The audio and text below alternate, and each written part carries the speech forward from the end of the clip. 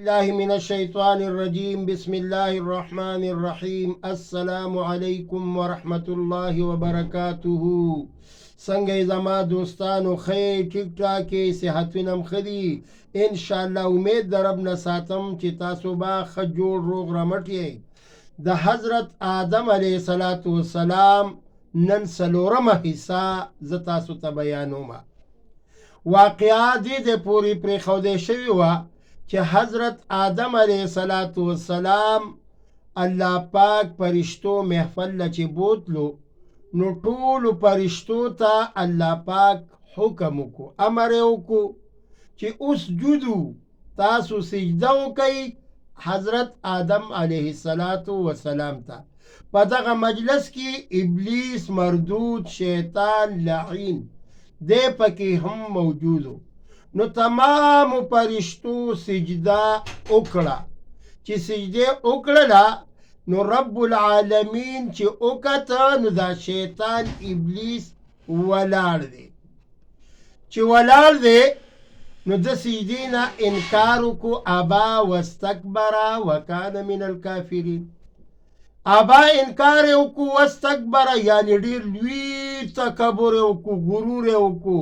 خدای یاد ساتئ تکبر یو الله پاک لره خایږي، ټول وایي بېشکه. او انسان له تکبر نه، انسان له عاجزي هغه سره خوند کوي. ځکه نبی کریم صلی الله علیه وسلم چې معراج ته تلو نو عاجزي خوښه کړه. نو الله پاک ورته وفرمیل چې ای زما محبوبه ما له دنیا نه څه راوړه؟ نو ویل عاجزي مې راوړله. نو عاجزي الله ته ډېره محبوبه ده. حضرت آدم علیه السلام ته ټولو فرشتو یو کرتی سجده ولګوله. شیطان ابلیس ودرېده، ویل اله العالمین زه ځکه سجده نه کومه چې خلقتنی من نار، زه دې د اور نه پیدا کړی ما، وخلقته من طین. دا آدم علیه السلام دا خو د خاورې نه پیدا دی، نو د خاورې مرتبه او د اور مرتبه ډیر فرق دی. اور شغلې کوي بر رواني، یعنی زه لوی یم. انو الله ورته ویل چې ته لوی نه یې، لوی زه یم. او آدم علیه السلام دې د خاورې نه پیدا کړی دی، نو زه به هغه ته سجده کومه. نو فرشتو دویمه سجده مو وکړه. یو سجده الله حکم وکړو چې اسجدو، تاسو ټول سجده وکئ حضرت آدم علیه السلام ته.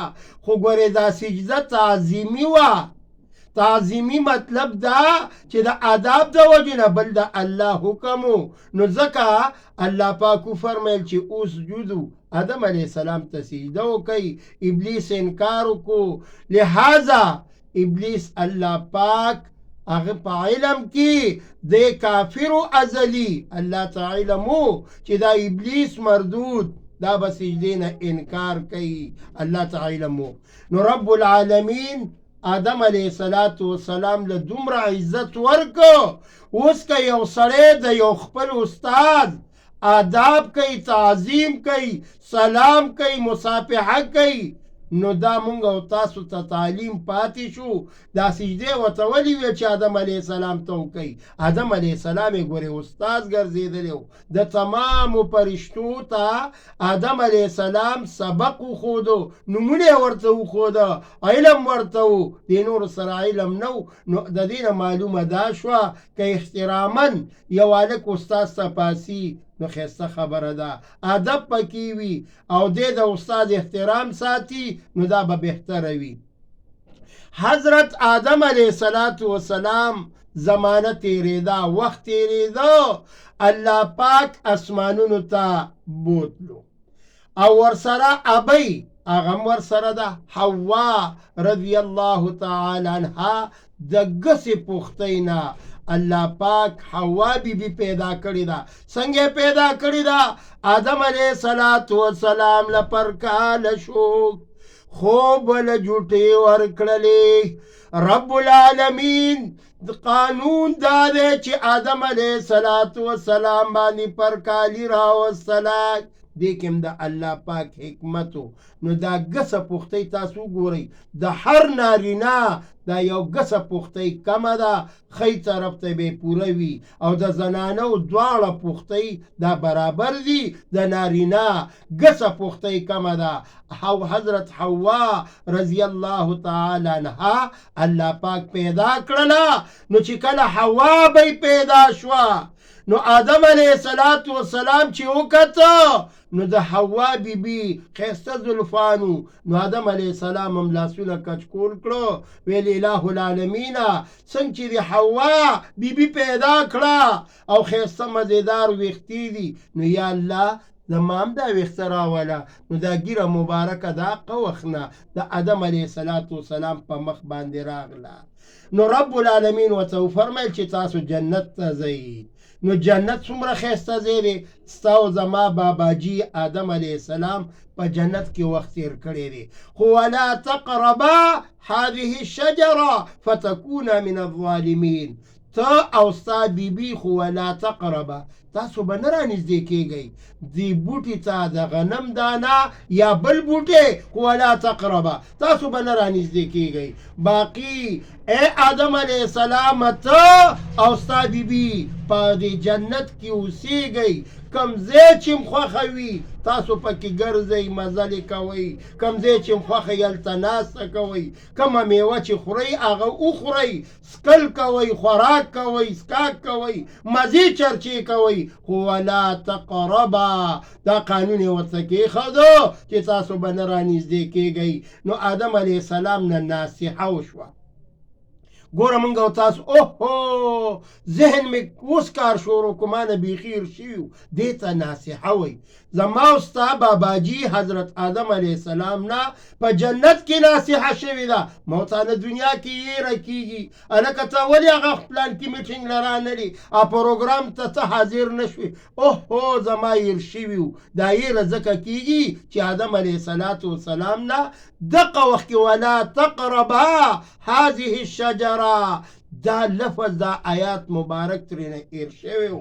نو چې هېره وشوله نو آدم علیه السلام ورنږدې شو، دغه دانې موسکله، نو الله پاک د جنت نه لاندې ځمکې ته راوسته. نو آدم علیه السلام په سریلنکا یعنی هندوستان باندې او حضرت حوا بیبي په جده باندې د دوی دواړو بیا ملاقات کیږي. الله ورته وایي ای آدم علیه السلام ربنا تقبل، ربنا ظلمنا انفسنا وان لم تغفر لنا وترحمنا لنكونن من الخاسرین. آدم علیه السلام ته الله چل ښیي چې دا دعا ووایه تا ته به ستا بیبي میلو شي. نو په عرفات په میدان باندې حضرت آدم علیه السلام او حوا بیبي، عرفات معنا لغوي څه ده؟ پہچان، پیجاندل. نو دلته د آدم علیه السلام او د حوا بی پہچان شوی دی. من انت؟ ویل انا آدم. من انتی؟ ویل انا حوا. د دواړو ملاقات شوی دی په عرفات په میدان، او د عرفات په میدان به په ورځ د قیامت باندې د میزان تله لګي. الله دې دغه تله د میزان چې کله ولګي نو رب العالمین دې پکې زمونږ او ستاسو د نیکۍ تله درنه کي، او د بدۍ دا تله چې ده دا دې الله سپکه وګرځوي. الله دې مونږ او تاسو له په دې خبرو باندې ښایسته قصه مې شروع کړې ده، ماله دې پې الله پاک د عمل کولو توفیق راکړي. او تاسو ټولو اوریدونکو ته یو درخواست کوم چې دا زما واقعه خپلو بچو ته مو ښایي او په خپلو ملګرو په ګروپونو کې هم شیر کوي. ولې؟ د آدم علیه السلام قصه ده، دا عامه قصه نه ده، د یو پیغمبر قصه ده، ښایسته قصه ده د آدم علیه السلام قصه. انشاءالله پنځمه حصه هغه به انشاءالله سبا له تاسو ته بیانوم. واخر الدعوانا ان الحمد لله رب العالمین. دا وګورئ القاری دوست محمد او 0312 83 83 دا زما نمبر دی، دا سبسکرایب کئ، شیر کئ.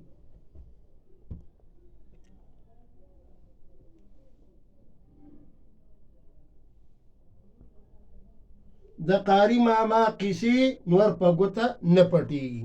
جزاکم الله.